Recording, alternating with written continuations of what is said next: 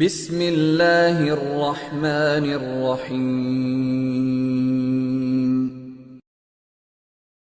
روزے کے بارے میں جو سوال بہت زیادہ پوچھے جاتے ہیں، الٹی آ گئی ہے، ابکائی آ گئی ہے، اس سے روزہ تو نہیں ٹوٹا، انجیکشن لگانا ہے، چوٹ لگ گئی ہے، خون نکل گیا ہے، خون لگانا ہے، تو الٹی آنے سے روزہ نہیں ٹوٹتا۔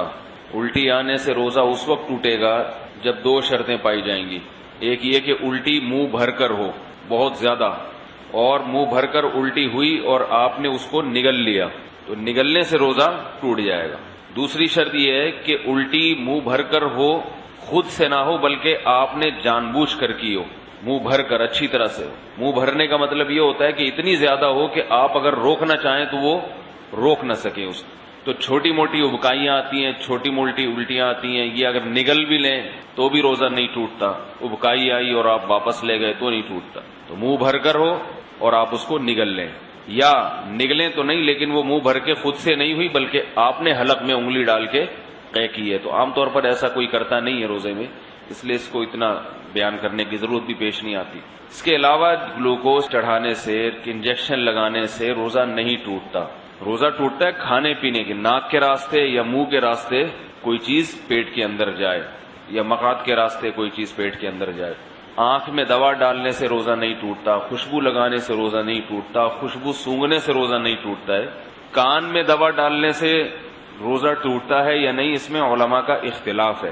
پہلے جو ہمارے فقہاء ہیں انہوں نے لکھا ہے کہ کان میں دوا ڈالنے سے روزہ ٹوٹ جاتا ہے۔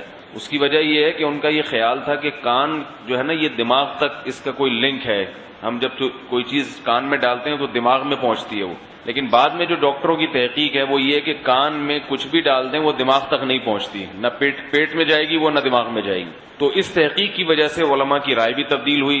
میرے اساتذہ ہیں ان کا جو فتویٰ ہے اس بارے میں وہ یہ ہے کہ روزہ نہیں ٹوٹتا کان میں دوا ڈالنے سے۔ البتہ ہمارے ہی اکابر میں بعض اس کے قائل ہیں کہ ٹوٹ جاتا ہے، تو احتیاط یہ کہ نہ دوا ڈالی جائے، اور اگر کسی نے دوا ڈال دی ہے تو بھی کچھ نہیں ہوتا، انشاءاللہ روزہ نہیں ٹوٹے گا۔